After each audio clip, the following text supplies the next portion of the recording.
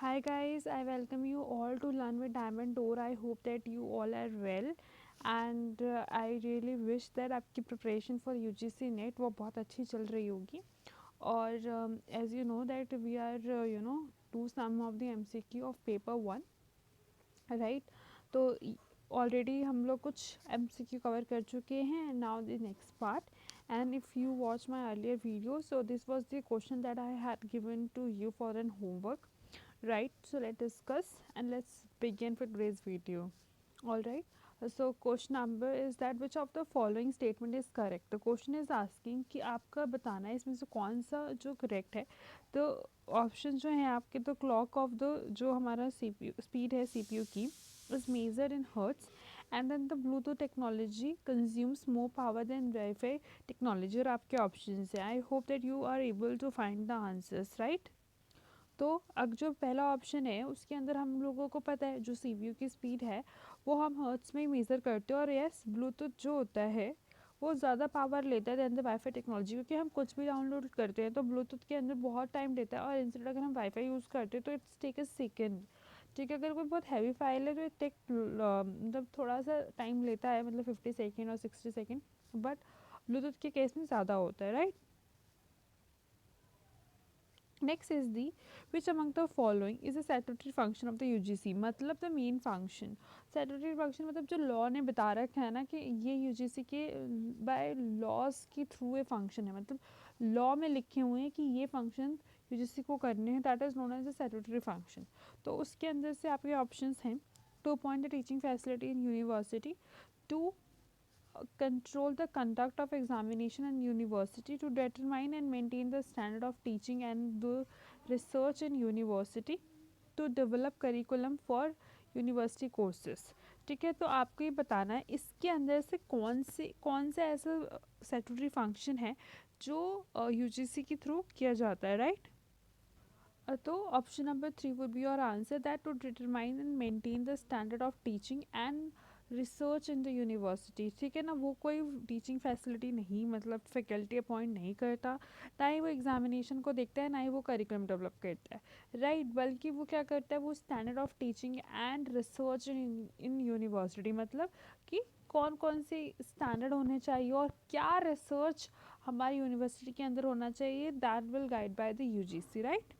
Next question is that who come the following scholars carried back scripture from the Nalanda University and wrote about the architecture and learning of this university. I think it's a very easy question और मुझे लगता है कि आप लोग बहुत आराम से इसका आंसर दे दोगे, राइट? तो it's very easy that China से वो आए थे हमारे ज़ुआन ज़ैंग, ठीक है ना, एंड वही एक नालंदा यूनिवर्सिटी में, मतलब गुप्ता पीरियड के टाइम आए थे हमारे पास ज़ुआन ज़ैंग, और उन्होंने ये लिखा था, राइट? उसके बाद तो मतलब एक दो और आए थे, बट इसके अंदर से कोई और नहीं है, सिर्फ हमारे थर्ड तो the answer is the third option, that is Xuan Zhang from the China, right? So the next question is that which two of the following are correct about the TDS certificate, right? Oh, this comes from the paper 2. Let's skip this question. So now let's discuss the comprehension passage from the paper, right? I'll read for your convenience, right?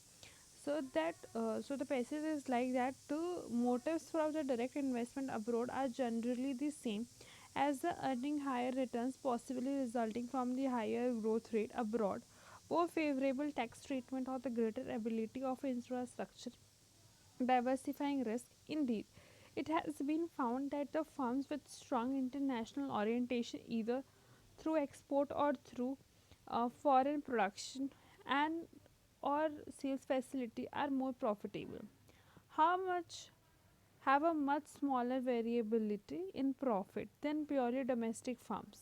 Although these reasons are sufficient to explain international investment, they leave one basic question unanswered with regard to direct foreign investment, right?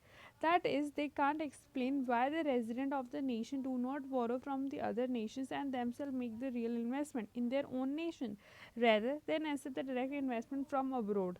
After all, the resident of a nation can be expected to be more familiar with the local condition Thus, to be at a competitive advantage with respect to foreign investors, there are several explanations for this. The most important is that many large corporations, usually in monopolistic and oligopolistic market, often have some unique production knowledge or the managerial skill that could easily profitably be utilized abroad and over which the corporation wants to retain the direct control. In such a situation, the firm will make direct investments abroad.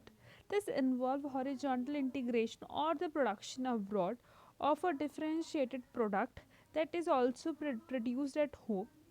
This helps serve the foreign market better by adapting to local conditions the than through exports. So this was the whole passage, right? आप एक बार go through कर लीजिए if you want to go through it, right?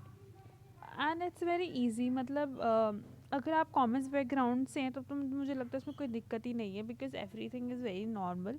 और इसके अंदर direct investment से related बोला गया है। सिंपल सा है कि डायरेक्ट इन्वेस्टमेंट आप अब्रॉड, मतलब अपनी कंट्री में क्यों नहीं करते, रेदर देन जस्ट मतलब अब्रॉड में क्यों करना है, राइट? तो पूरा पैसेज इसी पे डिपेंड है। Let's see the questions. The passage focus on the aspect mainly related to, वो किस एस्पेक्ट पे फोकस कर रहा है, ठीक है ना? Indirect control over the investment, international orientation of investment और सेल्स फैसिलिटीज, और the risk involve in the integration of the production. तो आपको बताना है इसके अंदर जो हमारा मतलब मेन फोकस किधर पे। तो ऑफकोर्स ये तो पता ही चल रहा है हमको, indirect control over the investment, ठीक है ना, क्योंकि हम लोग अब्रॉड कर रहे हैं ना, तो indirect control over the investment. तो this the option number 1 is their answer, right? Next question is that in the case of the direct foreign investment what factor remain unaddressed, कौन से फैक्टर को हमने ध्यान नहीं दिया, मतलब इस अपने आप से नहीं बताना आपको, आपको इस पैसेज के रिलेटेड ही बताना है। इस पैसेज के अंदर कौन सा इशू है जो ध्यान नहीं दिया गया है? Acceptance of the foreign trade investment, non acceptance of foreign investment, absence of competitive as, और रोल ऑफ मोनोपोलिस्टिक कॉरपोरेशन। तो मोनोपोलिस्टिक के बारे में है, कॉम्पिटिटिव एज के बारे में है, non acceptance of the foreign investment है, but acceptance of the foreign investment कहीं नहीं बात करी गई है।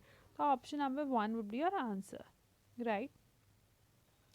Next question is that what possible reason for the direct investment can be. ये आपको अपनी तरफ से अपने नॉलेज के अकॉर्डिंग नहीं बताना है, ये आपको पेसेज में जो दे रखे हैं ना उनके थ्रू बताना है, right? I know there are the two type of the passage, जो एक जिसके अंदर आपको खुद से आंसर लिखने पड़ते हैं, मतलब खुद से अपना दिमाग लगाना पड़ता है, और एक होता है जिसके आंसर्स पैसेज में ही होते हैं। तो जिसके आंसर पैसेज में होंगे ना उसके आंसर आपको पैसेज में से ही देने हैं, ठीक है ना? तो ये वो वाला पैराग्राफ है जिसके आंसर ऑलरेडी पैसेज में अवेलेबल है, तो खुद से दिमाग नहीं लगाना, राइट? तो आपके ऑप्शंस है higher returns, better tax regime and availability of infrastructure, research mitigation और the financial support from the local investors. तो ये आपके कुछ ऑप्शन हैं, ऑप्शन नंबर 1, 2, 3, 4। अब आपको बताना है कि इनमें से कौन सा जो है वो रीज़न है कि हम डायरेक्ट फॉरेन इन्वेस्टमेंट क्यों करते हैं। Let's use the cutting concept, because देखो हायर रिटर्न्स होता है इसीलिए हमें डायरेक्ट फॉरेन इन्वेस्टमेंट करते हैं, ठीक है ना, TFI करते हैं।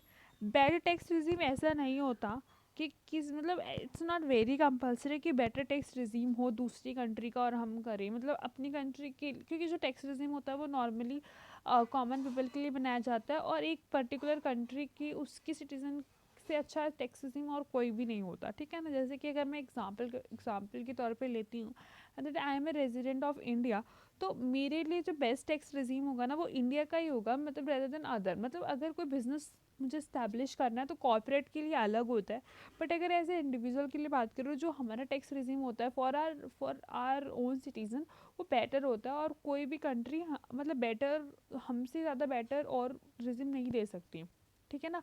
अगर उनका टैक्स रिजीम होगा तो वो उनके इंडिविजुअल के लिए बेटर होगा, राइट? तो मुझे नहीं लगता this is the reason. And availability of the infrastructure, तो इंफ्रास्ट्रक्चर में हम लोग भी कोई काम नहीं है, ठीक है ना? तो अगर मतलब आपको मतलब एक तो क्वेश्चंस देखना है, मतलब थोड़ा सा कॉमन सेंस भी लगाना है और थोड़ा सा paragraph, right? Of course research mitigation है, मतलब उसमें लिखा हुआ था पैराग्राफ के अंदर। एंड और अगर आपको दोबारा गो थ्रू करना है तो यू जस्ट बैक चले जाओ आप और आप देख सकते हो, right? and of course resource mitigation and then financial support from the local investor. So answer number ADE, option number 1 would be your answer, right? Next is the purely domestic firms are affected by, जो proper domestic firm होती है ना, वो effect किससे होती है? Low interest rate, small variability of the profit और larger variability of the profit और लोकल कंट्रोल। जो प्योरली डोमेस्टिक जो घर की एकदम होती है ना, उसको मतलब वो किससे ज़्यादा इफेक्ट होती है, ये आपको अपनी पैसेज के अकॉर्डिंग बताना है। तो ज़्यादातर जो डोमेस्टिक फर्म होती है वो इफेक्टेड होती है larger variability of the profit, क्योंकि प्रॉफिट हमारा बहुत ज़्यादा मतलब इफ़ेक्ट करता है एक नॉर्मल फर्म को। What advantage do large corporation have in oligopolistic market? एक oligopolistic, I hope that you have clear with the definition of oligopolistic, मतलब fewer and the large firms जो होती हैं उन्हीं को हम बोलते हैं ओलिगोपॉलिस्टिक मार्केट। तो उनके लिए क्या एडवांटेज है? Direct control over profitability, larger production of undifferentiated product, localization of the managerial skills, eliminating barriers to high profit। ठीक है, तो आपको इनमें से बताना है इनमें से कौन सा बेस्ट है, राइट? तो देखो मेन एडवांटेज की बात कर रहे हैं तो direct control over the profitability ऐसा नहीं कह सकते। Larger production of the undifferentiated product, ये भी थोड़ा थोड़ा है लेकिन ज़्यादा नहीं है, मतलब अनडिफरेंशिएटेड ऐसा कुछ नहीं। सीमेंट इंडस्ट्री जो होती है वो इतनी डिफरेंशिएटेड नहीं होती है।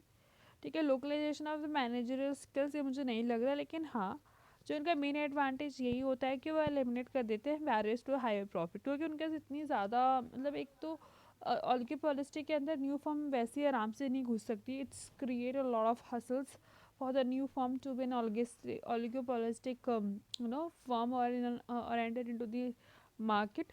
तो यस, तो वो हायर प्रॉफिट की वजह से मतलब एलिमिनेट कर देते हैं बैरियर्स, तो it's very easy. So this is the whole for today's video.